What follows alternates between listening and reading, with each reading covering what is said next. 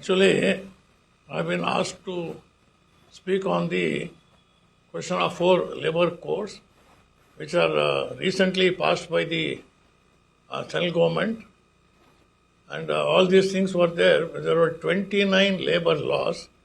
And instead of the labor laws, the government of India has bundled out everything into 4 labor codes. And so many laws are combined into one or the other code.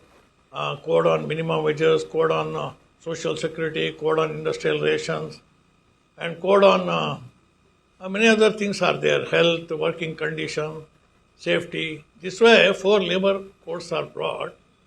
And actually, 3 agencies are involved in this, the stakeholders.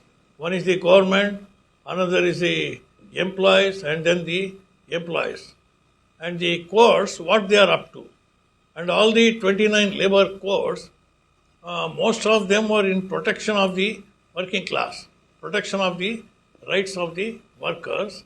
And now the codes, they have diminished all the obligations of the employers. They have removed, they have given total immunity for the employers for hire and fire, and remove anybody at will, and even to fix wages. For everything, there is a total freedom given to the employers.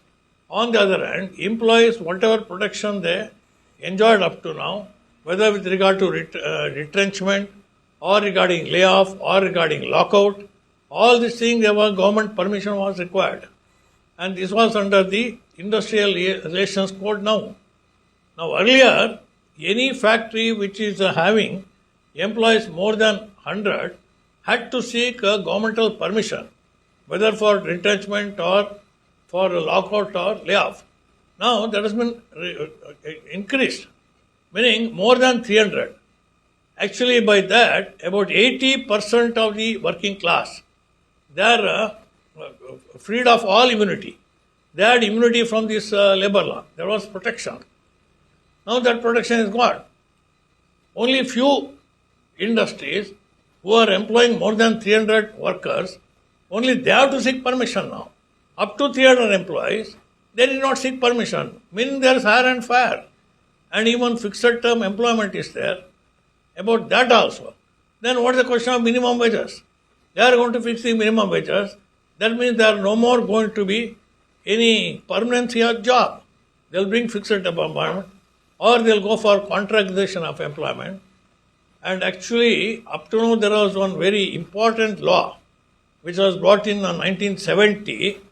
That is, Contract Labour Regulation Act was brought in the year 1970. And wherever there is a job of a permanent, a perennial nature of job, it has to be, permanent employees have to be appointed.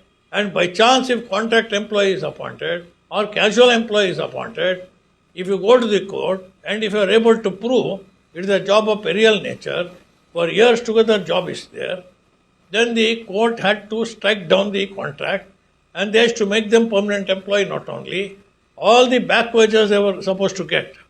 There are so many employees who benefited from this act. Now this act is gone. Now actually, ultimately, no permanency of job is there. All jobs are made temporary and casual. That means there is no job security, no security of money. Nothing is there for the employees, and everything is in the benefit of the employers. And what they have made? Earlier from the government agency, there is labor conciliation, there are inspectors, and the inspectors used to go on surprise check.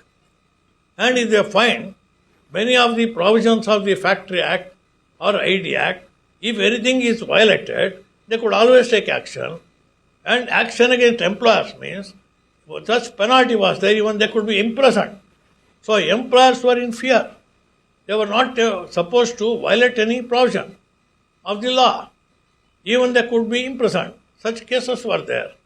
And now they are freed of all this fear. No question of imprisonment. Employers at best they can be penalized with money. Penalty is there. Amount is to be paid. If they paid amount is over. And what about inspection? Inspection, if they go, they have to go for inspection after serving notice. That means there is not going to be any surprise inspection. No inspector, they are called inspectors and facilitators. They are no more just inspectors. Even serving notice they have to go for inspection. That means the role of the government in checking the violations, gross violations by the employers, even that is taken away. Again, there was a hard-won right of strike by the working people, and everybody knows that an employee is defenseless against an employer, very powerful employer, who is moneyed. That's why after long struggles, the working class won the right to strike and collective bargaining. That's why they can give shape to trade union and go for strike. And up to now the law was, anytime the working class, they can go on strike, serving a notice. But only for public utility services, 14 days notice was there. And now, they have made it according to the code on this industrial relation.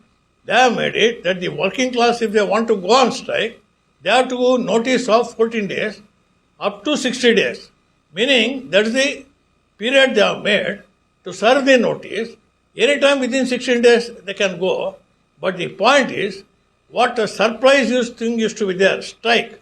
That was the weapon of the working class. Anytime they can go on strike because they are powerless in front of the moneyed class. Now that surprise strike is gone.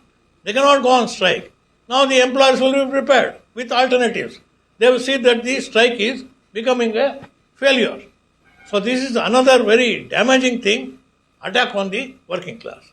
In totality, all the labor codes are brought in favor of the owners because it was the pressure of the employers all through that for their doing ease of business. For ease of business, all these labor laws are obstacle. So because of the pressure of the employers, the owners, the government has yielded and brought these labor codes by withdrawing all the 29 labor laws. In one word, it is a big attack, very big, deadly attack on the working class. They are totally losing all protection, whatever they enjoyed up to now. It is up to the trade unions, 10 central trade unions, other than BMS, all the central trade unions, they are together, they have raised voice, and it requires not only raising voice, not sufficient.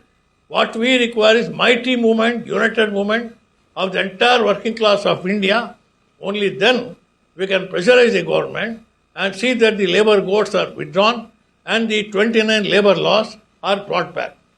This is the appeal of All India United Trade Union Center.